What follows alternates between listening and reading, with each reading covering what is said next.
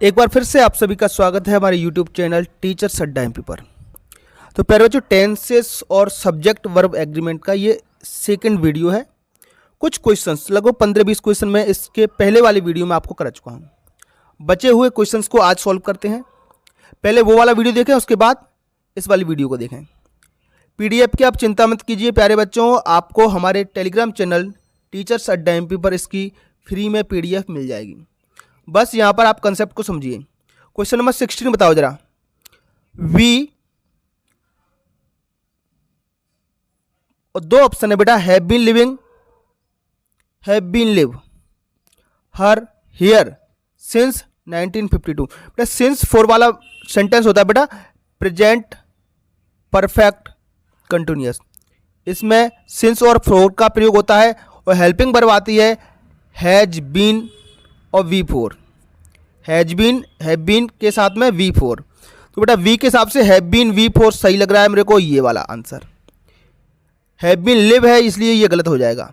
ठीक है, next question,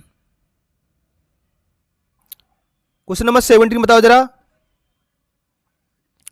it, देखो सिंस फोर ये भी प्रेजेंट परफेक्ट कंटिन्यूअस टेंस है बेटा। इस टेंस से बहुत आते हैं, present perfect continuous, has been, have been के साथ में सिंस 4 और V4 आएगा। तो it has been raining, it बेटा सिंगुलर वर्ब है तो इट हैज बीन रेनिंग ये सही हो जाएगा, ये सही नहीं हो सकता है। नेक्स्ट क्वेश्चन, ही बताओ जरा। इन this area for past 6 year, बताओ जरा 18 का बताओ जरा।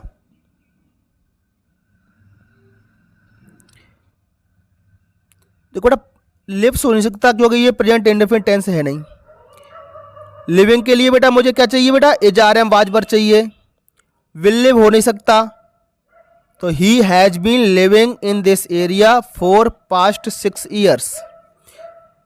ये 2024 में आया हुआ प्रश्न है बेटा, बहुत बढ़िया क्वेश्चन था ये। इफ वी हीट गोल्ड, बताओ जरा बेटा। इफ वाले वाक्य कैसे होते हैं, कंडीशनल होते हैं। तो इफ वाला वाक्य बेटा अगर प्रेजेंट इंडेफिनिट में है तो इसका दूसरा हिस्सा किस में होगा बेटा, फ्यूचर में, फ्यूचर इंडेफिनिट में ना। ये कंडीशन, एक मिनट कंसेप्ट में बात करते हैं बेटा। If we heat gold it melts हो जाएगा बेटा। प्रेजेंट है तो प्रेजेंट ही चलेगा बेटा, है ना। विल मेल्ट ऑप्शन में ही नहीं है बेटा, है ना। मेल्टेड होगा नहीं बेटा। मेल्टिंग के लिए मुझे एजारएम या वाजवर चाहिए, तो सिर्फ और सिर्फ मेल्ट्स आएगा इसमें। Question number 24, Sharad watching TV when the power went of. बेटा ये तो बहुत ही सिंपल दे दिया है बेटा। शरद सिंगुलर है तो वर आ नहीं सकता है, वाज ही आएगा। Question number 25, she taught in this school, वह इस स्कूल में पढ़ा चुकी है। बेटा थर्ड फॉर्म है तो थर्ड फॉर्म की मुझे हैज हैव या हेड का वर्ब चाहिए। ऑप्शन में हैज या हैव। बेटा सी के साथ में हैव आ नहीं सकता, इसलिए हैज को डन करते हैं। ठीक है, नेक्स्ट क्वेश्चन बताओ जरा। इफ इट रेन्स, ये आगे कंडीशनल जिसके बारे में हम बात कर रहे थे। इफ इट, तो ये इफ वाला वाक्य होगा प्रेजेंट इंडेफिनिट होगा और दूसरा वाक्य क्या होगा, फ्यूचर इंडेफिनिट। ठीक है, ये कंडीशनल है। इफ इट रेन्स, इट के साथ सिंगुलर है तो रेन्स आएगा, RAINS, ये नहीं आएगा, ये वाला आएगा। Question number 27, C play cricket.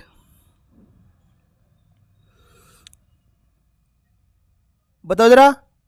सी सिंगुलर बेटा, डू नॉट तो आ नहीं सकता।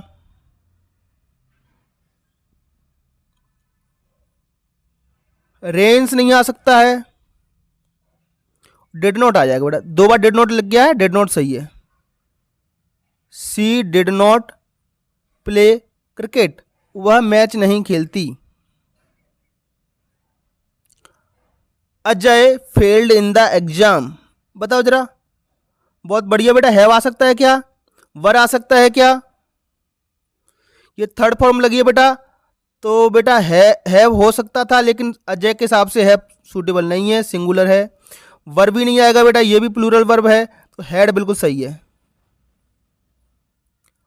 Ajay had failed in the examinations. Question number 29, he the house is 2 hours ago। बेटा एगो सब देखिए जरा, एगो प्रीवियस और यस्टरडे, ये 3 शब्द याद रखिए। ये पास्ट इंडेफिनिट टेंस की पहचान है। कौन से की? पास्ट इंडेफिनिट की। मतलब सिंगुलर वाक्यों में, सिंगुलर हो या प्लूरल हो, अफर्मेटिव साधारण वाक्यों में V2 का प्रयोग होता है और नेगेटिव इंट्रोगेटिव में डिड नॉट प्लस V1 का प्रयोग होता है। तो देख लो जरा, एगो आ रहा है, V2 कहां दिख रही है? क्या लीव V2 है? नहीं। हैव लेफ्ट की बात नहीं करेंगे, लेफ्ट, ये सही है, बिल्कुल सही, लेफ्ट है। V2 क्या है बेटा? लेफ्ट। समझ में आ रहा है बेटा? एगो शब्द आ गया, पास्ट इंडेफिनिट टेंस है, पास्ट इंडेफिनिट में हम V2 का प्रयोग करते हैं। एगो, प्रीवियस और यस्टरडे, तीनों शब्दों को याद रखें। Question number 30, she call you. बेटा सी के संग में डू आ सकता है क्या? बता दो मुझे। सी सिंगुलर, डू नहीं आएगा, डेट राइट कर दो। 31, वी के साथ हैज आ सकता है क्या? नहीं, तो हेड वाला डन कर दो, had finished. Question number 32, come on Tuesday और थर्सडे। तो ईदर का मतलब होता है या तो ईदर आएगा इसमें। अब अर्थ निकालिए, कम ऑन ट्यूसडे और थर्सडे, है ना, किसी भी दिन। देखो किसी भी अर्थ होता है इसका, आप किसी भी दिन आ जाओ, या तो ट्यूसडे को या थर्सडे को, राइट। चलिए नेक्स्ट बढ़ते हैं आगे। क्वेश्चन नंबर 33 देखते हैं। ही में ज्वाइन, वह ज्वाइन कर सकता है कोई भी पार्टी। कोई भी पार्टी मतलब पहले ईदर आएगा, EITHER। कई लोग उसको आइदर भी पढ़ते हैं, ठीक है, कोई दिक्कत नहीं। ही में ज्वाइन ईदर पार्टी, वो कोई भी पार्टी ज्वाइन कर सकता है। But he found neither party acceptable, NEITHER, दूसरे में नाइदर आ जाएगा, लेकिन उसको कोई भी पार्टी एक्सेप्टेबल नहीं है। एक बात याद रखना बेटा, नाइदर का प्रयोग नेगेटिव वाक्यों में नहीं होगा, क्योंकि नाइदर अपने आप में ही नेगेटिव है। चलिए क्वेश्चन नंबर 34, 35, दे क्रिकेट सिंस मॉर्निंग। बेटा सिंस 4 का प्रयोग होता है प्रेजेंट परफेक्ट कंटिन्यूअस। कौन सा? Present perfect continuous. इसका मतलब हैज बीन, हैव बीन के साथ में V4, has been, have been के साथ V4 केवल एक ऑप्शन में दिख रहा है प्यारे बच्चों, मुझे तो सिर्फ और सिर्फ एक option, have been playing, right. 2025 में आ चुका है प्रश्न ये। Last question for the day, question number 35, you to go to Mumbai tomorrow to attend the meeting. बेटा टुमारो की बात हो रही है, आने वाले कल के बारे में बात हो रही है, फ्यूचर टेंस है बेटा। Will have, you will have to go to Mumbai, तुम्हें जाना होगा कब? टुमारो, कल, to attend the meeting, meeting attend करने के लिए। तो बेटा टेंस और वर्ब से संबंधित इतने सारे क्वेश्चन आपके पिछले पेपरों में पूछे गए हैं, और ये काम आपका बेटा। चैनल को फटाफट से सब्सक्राइब कीजिए और कमेंट बॉक्स में बताओ आप किस टॉपिक के ऊपर हमारा वीडियो चाहते हो, ठीक है। चलिए फिर मिलेंगे एक नए टॉपिक के साथ, तब तक के लिए आपका दिन शुभ हो। Have a nice day.